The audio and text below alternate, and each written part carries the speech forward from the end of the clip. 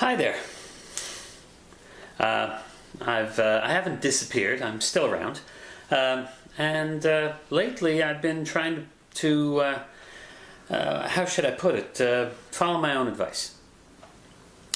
My endeavor to simplify, my efforts to really make my photography less of a chore and more fun has resulted in, I think, some big improvements overall. I'm going to show some images through this video. They'll just pop up randomly because I'm not going to go through the trouble of narrating each image, so don't worry about it. One of the big points, of course, that I've been trying to get across is the importance of composition. And lately, some of my images may suffer in some other technical aspects because I'm concentrating so much on composition. But let's face it, I've used the expression here before. I've talked about trial and error.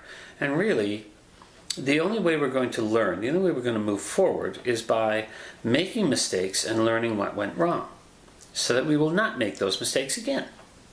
Fair enough. That seems to be a pretty logical way of looking at it.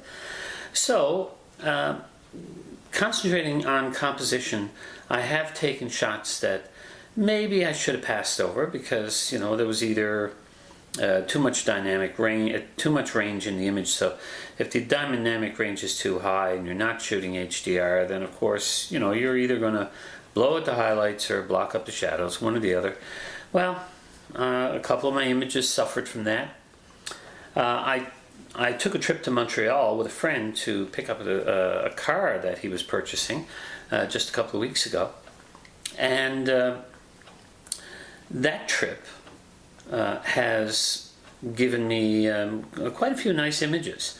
I didn't get to explore Montreal very much, but one walk up and down St. Catherine's, a section of St. Catherine Street, gave me lots of opportunity to shoot everything from architecture to traditional street photography to all sorts of things. So there are a few images here that relate to that particular trip. And among them, one of my favorites is a black and white image of a man finishing his ice cream, and behind him in the background you see pretty much everybody in sight is doing something on a handheld device. Modern life, that's the way it is. Well, since then I've been taking part in a photo walk here in Moncton. And that as well gave me an opportunity to practice what I preach about simplification.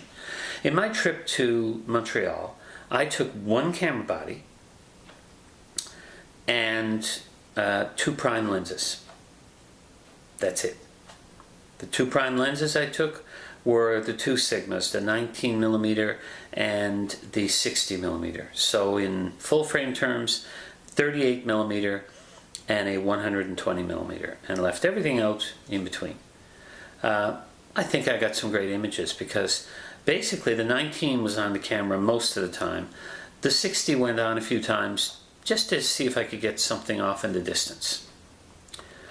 When I went on the photo walk, I used again just one camera body. This time I used a zoom lens because I wasn't sure what I was going to be shooting, so I figured a zoom lens gave me a little flexibility.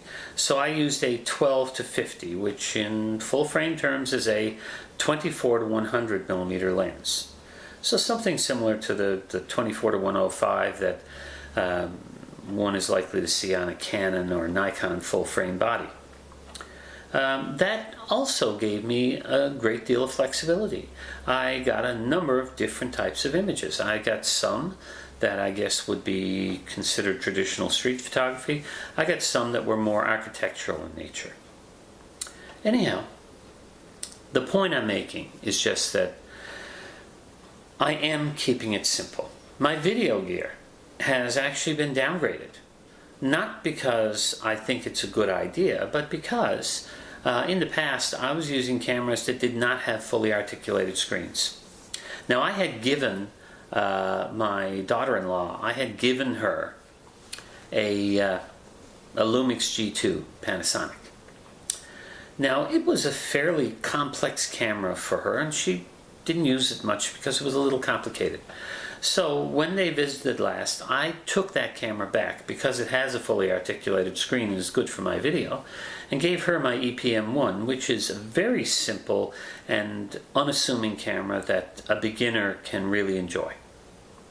The result is that my video quality may be down a little, but remember, basically most of my videos is just me being a talking head.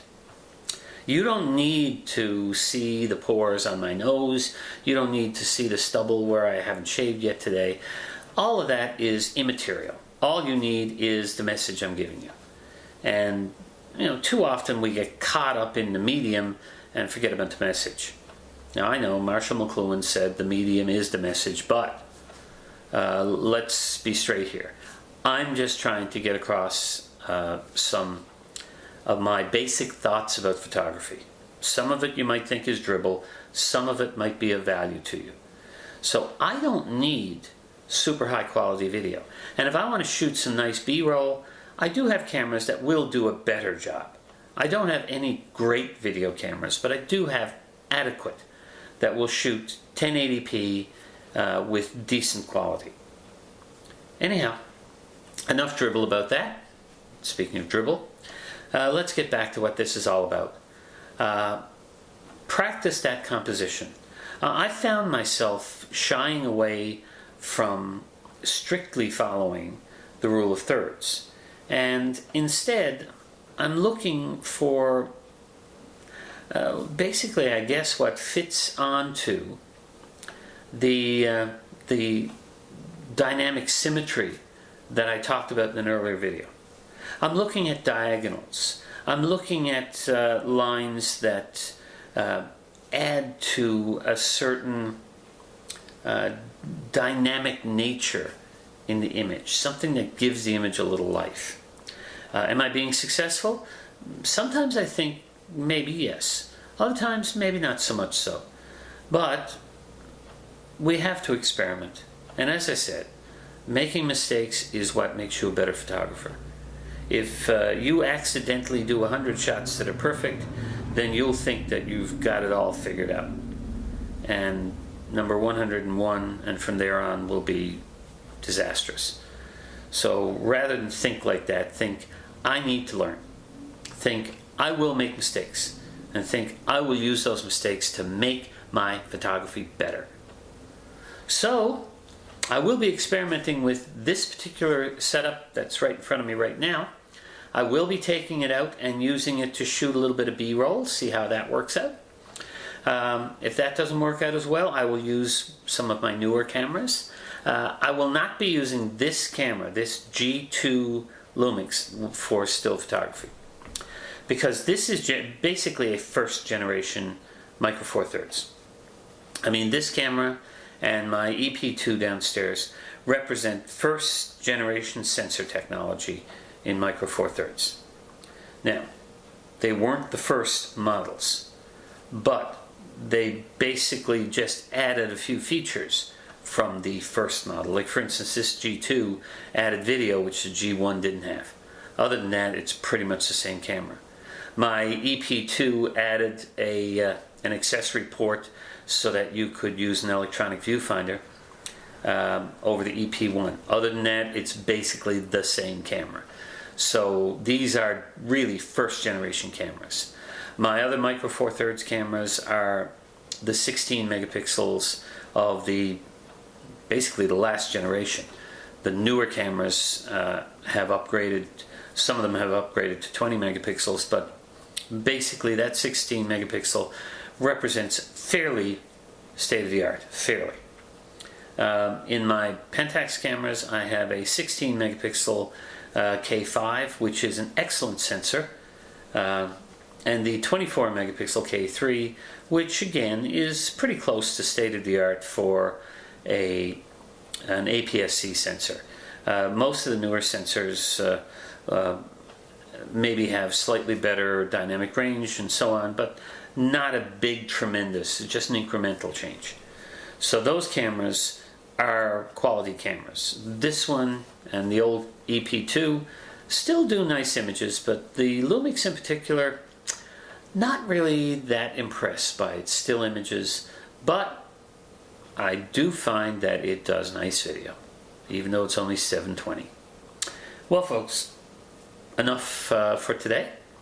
Yes, I'm back. Hopefully I will have something more substantial for my next video. In the meantime, I hope you enjoy the images that I've been showing. If you like this video, be sure to give me a like. If you want to see more of my videos, then of course subscribe to this channel. And if you think there's somebody who might get some value from this particular video, please share it. Well, bye for now.